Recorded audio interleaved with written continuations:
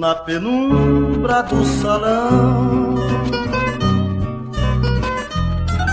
em uma mesa qualquer, devoro com meu olhar aquela sensual mulher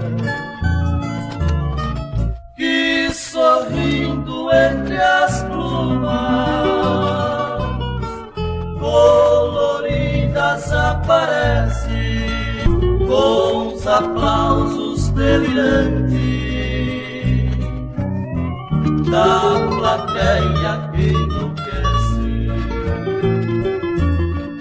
vendo o charme do seu corpo que na seda transparece.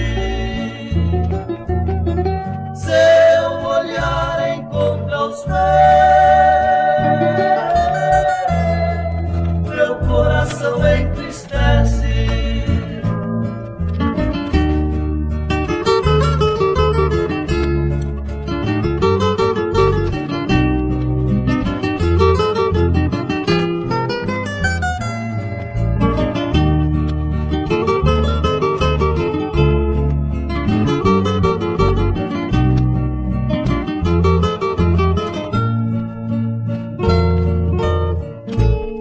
Na fumaça do cigarro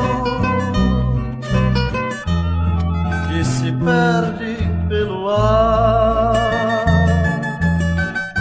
vejo meu passado lindo, meu bem e um altar.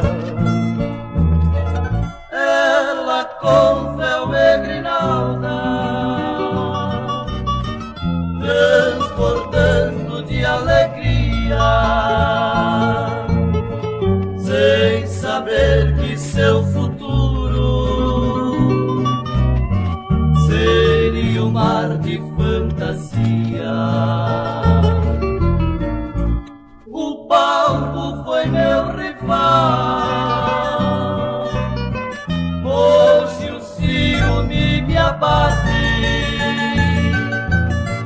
Mesmo assim eu fui feliz